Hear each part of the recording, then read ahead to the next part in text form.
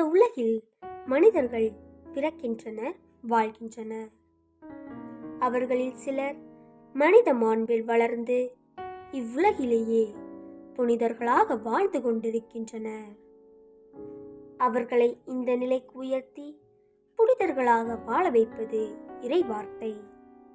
இந்த இறை வார்த்தையை திருநூலில் காண்கிறோம். இந்த இறை வார்த்தைகளை படிப்போரும் இவற்றை கேட்போரும் இந்நூலில் எழுதியுள்ளவற்றை கடைபிடிப்போரும் பேறு பெற்றோர். இவ்வாறு இறை வார்த்தையை கேட்டு அதை கடைபிடித்து மாண்பில் உயர்ந்தவர் புனித சவேரியார். புனித பிரான்சிஸ்கு சவேரியார் ஸ்பெயின் நாட்டில் கிபி 1506 பிறந்தார். இளமையில் உலக பற்றுடையவராக இருந்தார். அவர் பாரிஸ் பல்கலைக்கழகத்தில் பயின்றார். அதே பல்கலைக்கழகத்திலேயே பேராசிரியராக பணியாற்றினார். அங்கு புனித இன்னாசியாரை சந்தித்து அவருடன் நட்பை வளர்த்து கொண்டார். மனித உலகம் முழுவதையும் ஆதாயமாக்கிக் கொண்டாலும் தம் வாழ்வையை இழப்பாரெனில் அவருக்கு கிடைக்கும் பயன் என்ன? அவர் தம் வாழ்வுக்கு ஈடாக எதை கொடுப்பார்? இன்னாசியார் அடிக்கடி கூறி வந்த இந்த இறை வார்த்தை பிரான்சிஸ்குவின் உள்ளத்தை தொட்டது. அவருடைய வாழ்வையே முற்றிலும் மாற்றியது. இயேசு சபையில் சேர்ந்து கிபி 1537 உருவானார். 1542 மறைபோதகராக இந்தியாவிற்கு வந்தார்.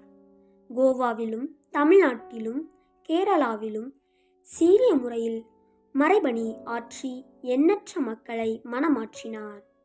குறிப்பாக தமிழகத்தில் கடலோர பகுதிகளில் கன்னியாகுமரியிலிருந்து கிழக்கே வைப்பார் வரையிலும் மேற்கே தூத்தூர் வரையிலும் ஏறத்தாழ 25 ஊர்களில் மறைபணிப்பு செய்தார்.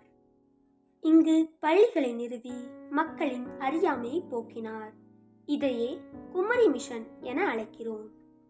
இவர் ஏழை எளியோர் மீதும் நோயுற்றோர் மீதும் தொழுநோயாளர் மீதும் அடிமைகள் மீதும் மிகுந்த அன்பு கொண்டிருந்தார். அவர்களிடம் கனிவுடன் பழகினார். அவர்களைப் போன்று குடிசையில் வாழ்ந்தார். அவர்கள் குடித்த கஞ்சியை தனது உணவாக உண்டார். தரையில் படுத்துறங்கினார். இவ்வாறு அன்பை தனது சேவையில் வெளிப்படுத்தினார். சவேரியார் இந்தியாவிலிருந்து ஜப்பான் நாடு சென்று நற்செய்தியை அறிவித்தார். அங்கிருந்து சீனாவுக்கு நற்செய்தி அறிவிக்கச் செல்லும் வழியில் சான்சியன் தீவில் 1552 இறந்தார். இவருடைய அழியா உடல் இன்னும் கோவாவில் போண்ட் ஜேசு ஆலயத்தில் வைக்கப்பட்டுள்ளது. புனித சவேரியார் மறைபரப்பு நாடுகளின் பாதுகாவலராக திகழ்கிறார்.